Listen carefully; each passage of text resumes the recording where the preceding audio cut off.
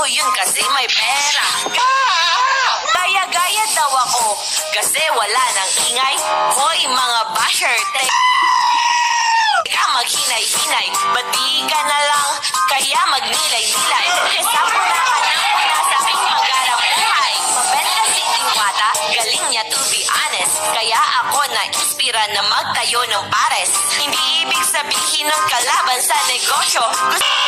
Gusto ko lang tumulong dumami magkatrabaho. Grabe na ang paninira sa akin, very nice.